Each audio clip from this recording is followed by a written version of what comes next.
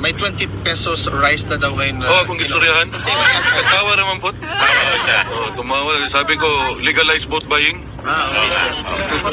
Correct. Sabi ko, bakit? Pildihono na sila sa Visayas. Maliban, ano hong sabi niya tungkol sa eleksyon niya bilang alkalde ng Davao City? Yun, message by message din sa para sa mga Dabawenyo na yun, salamat sa suporta at sa pagsalig sa Bisaya, pagsalig sa iyaha, sa among pamilya. Nandiyan naman daw si Baste. Ayan na raw ni Baste. Ikaw ng taong bayan, Tatay Digong! Bring him home! Bring him home! Bring him home! Bring him home! Bring him home! Bring him home! Well, Kong, kamusta po si Tatay Digong ngayon? Okay naman. Tawa ng tawa, kwentuhan.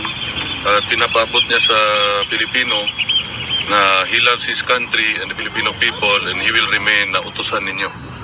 Galing pa sa tatay niya raw, sa kanya hanggang sa aming mga anak. Yun yung gusto niya paabot sa inyo na kami ay forever, ang pamilya namin, maging utusan ng mga Pilipino. Sabi niyo, tumatawa siya. Ano yung pinagtatawanan niya kanina? Mga jokes namin sa pamilya. Okay. Ano ho, may mga special request ba siya or... Yun, pajama. So, bibili ako mamaya Primark lang siguro para mura. Kailangan dyan ng Primark. Tapos, yun, mga ganyan. Tapos, itong jacket gusto niya. Iwan. Anong style ng brief? Sir, may tanong kasi sir kung nalabhan na ba daw nimo ang briefs mo pa. Karon na pa sa sulod, basi Monday siguro. Depende sa mga security katabang mapuglabas sa iya. Okay, sir. Sa dalan direct ang labhan Itong ka mga ilabas, dark sir. security tumutulong sa kanya. Hindi ko ilabas. Merong isa nagluluto sa bahay, dinadalhan din sa pagkain sa loob. Ano ba ho, yung mga guards niya boboto na ba sa eleksyon? Pwede.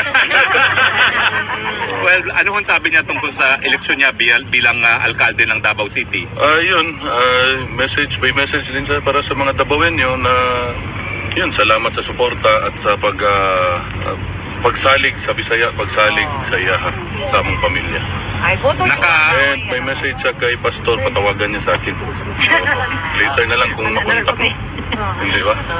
Nagpinapabot yung happy birthday greeting niya kay Pastor. Kay Senator pala. Ano ho, naaabala ba ho si Presidente na nandito siya habang magkakaroon ng eleksyon? Hindi naman. Sabi niya nandiyan naman daw si Baste. Ayan na raw ni Baste. Kamusta naman po ang lagay natin sa Davao City? Ako? O siya? Yung buong pamilya. Yung buong pamilya ng Duterte po. Sana okay lang. Okay lang. Ano ba ho? Meron ba tayong kailangang katakutan sa mga katunggali natin sa politika sa Davao? Ayan, hindi ko alam. Ito, ang Panginoon na bahala sa nila. Tapos tinatanong niya kung may maganda dito. Sabi ko marami. Ganda, sir. May Norway ganda. May German ganda. Sa pagkain po, okay na ba ho yung pagkain? Okay naman. Meron nga yung isang security linulutuan siya. Linulutuan din siya. Dinadalan. Mababait sila lahat. Ako na maglabas, sir. Napasya kang maglabas nga Coke Zero. Padala lang namin ng Ngayon, nasa siya? Nasa medical. Sir, may nalaman pa ni Tatay Digong sir na may 20 pesos rice na daw ngayon. Kung istoryahan.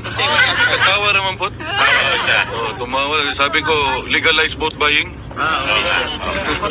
Correct. Sabi ko, bakit? Pildihono na sila sa Visayas. Maliban sa Bot Street, PDP Kong plus 2, wala nang dinagdag. Wala naman. Pasalamat lang siya sa Tombayan. Pag umana na sa eleksyon, balik-balik. Hanggang kailan po kayo dito sa Dahig? Secret. Dito ka, may Korean beef nandito. Nako, baka mamaya kasi laki na tayong dalawa ko. Ano na lang kong mensahe sa mga Pilipino, buong sanlibutan na patuloy na sumusuporta sa pamilyang Duterte.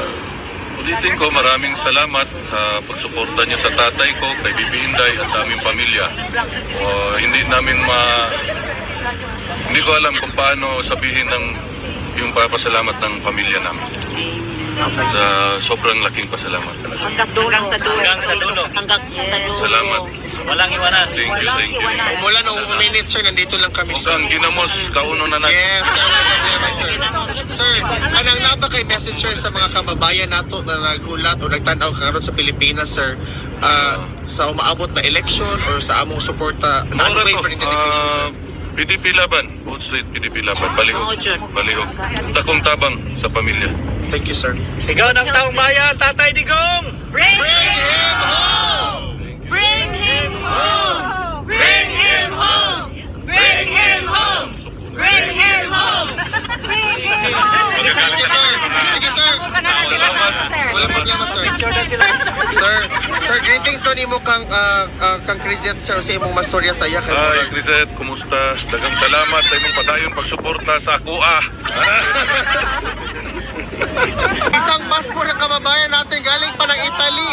Grabe, as in. Mabuhay po kayo mga Pilipino. Ang importante po, buhay tayo. Lampas na po tayong 50. Oo. Bahala na sila. Bakit sila nandito? Nandun naman yung importante sa Italy. Mabuhay po kayo mga kababayan. Hello po. Isang bus po silang lahat, guys. The process of elimination will begin. Uy, 50 ang allowed kita'y manggawas, di ba? Ano yung salita ng process of elimination? Dokoma, ano yun? Squid Games? Squid Game! Mag-Squid Game na tayo! Uy, ginuo ko pa sa iluwa. In behalf sa PPP party list, ang party list sa pamilya Duterte, Tatay Digong, dako among pasalamat sa unwavering support sa atong mga kababayan, kaigalaan sa tibok Pilipinas o sa different parts of the globe, no, ang mga community sa mga Pilipino na nagpakita gyapon steady yun ang pagpakita silang gugma o dedikasyon ka Tatay Digong. So ato na mapakita ang atong gugma, no, crucial kaya karong panahon na kinahanglanan ni Tatay Digong ay katong siyang gingon dito sa Cebu na safe si Inday kung kani mga senadora malusot ang PDP senators, malihog ta o ang katong plasto na gingon ni Kong Pulong the other 2 days ago. O malihog ta ato si Senator Gringo Honasan o si Senator Ariel Quirobin. So ako masayop. Then mamalihog na sa apil ang amo ang party list, numero 2 sa balota ang PPP party list. Daghang salamat. Maulan to. Salamat, sir. Mabuhay po kayo. Thank you.